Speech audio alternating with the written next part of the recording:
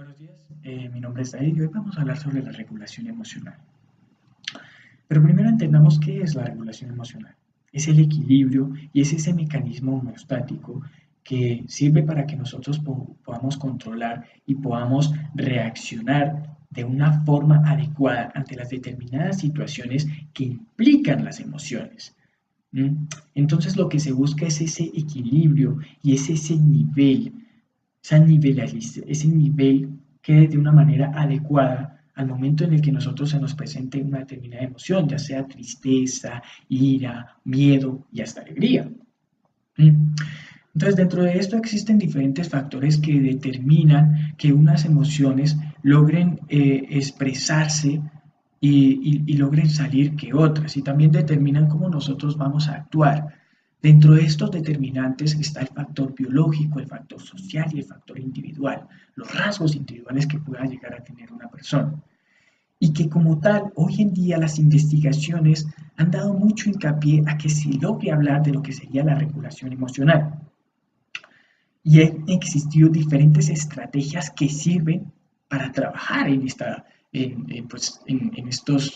diferentes emociones. Vamos a hablar de tres principales emociones que son las que como tal abarcan eh, y las que como principalmente más se presentan. Dentro de estas está la ira. La ira se podría decir que es hablándolo en términos fisiológicos, es una sensación en las cuales el ritmo cardíaco se empieza a acelerar más, la sangre empieza a esparcirse por todo nuestro cuerpo y los músculos que nosotros tenemos a todo nuestro alrededor se activan completamente. ¿Mm? El punto es que hay en situaciones que esta ira se va a aumentar más y como tal va a conllevar a que nosotros lleguemos a actuar de formas rudimentarias.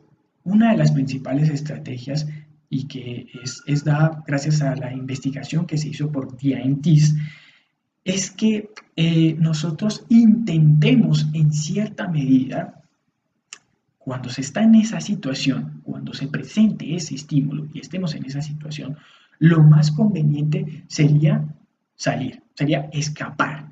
¿Mm? ¿Para qué? Para que nuestro cuerpo fisiológicamente vuelva otra vez a la normalidad, se distraiga por las diferentes cosas que están a nuestro alrededor y en cierta medida pues podamos controlar esta famosa ira que es tenaz y que pues en cierta medida las consecuencias son nefastas. La otra, en este caso, ya es el miedo, pero el miedo en estos momentos se puede llegar a presentar como la ansiedad. Y es que muchas veces nosotros ante determinadas situaciones como el hecho de exponer o el hecho de hablar en público o el hecho de tener una interacción social con otra persona, pues es muy difícil controlar esto. Y empiezan estos pensamientos negativos a hablarnos a nosotros y a decirnos cosas de que probablemente todo lo que vayamos a hacer vaya a estar mal y que va a influir en la forma como nosotros reaccionamos. Y no simplemente cómo nosotros reaccionamos, sino también en nuestra fisiología, en esa sudoración que vayamos a tener o en esa respiración.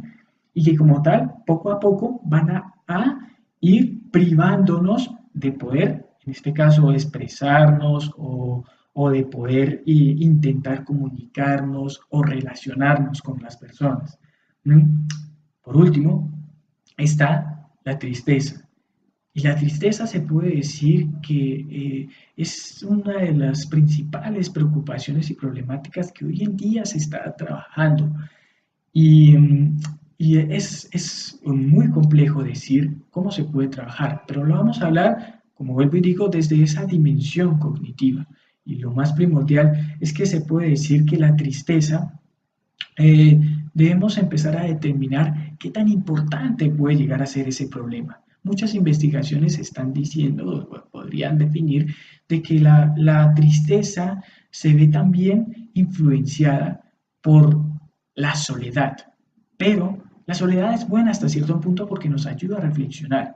Pero más aún sería si nosotros empezamos a buscar diferentes actividades que nos ayuden a controlar esta depresión, esta tristeza. Y que como tal nos sirva para que podamos actuar y adaptarnos de la mejor manera. Y es de entender de que hoy en día estamos influenciados por esa evolución y que a pesar de que paradójicamente el ser sea un ser racional, lo triste es que emocionalmente estamos acabados y no sabemos cómo reaccionar y cómo actuar ante eso.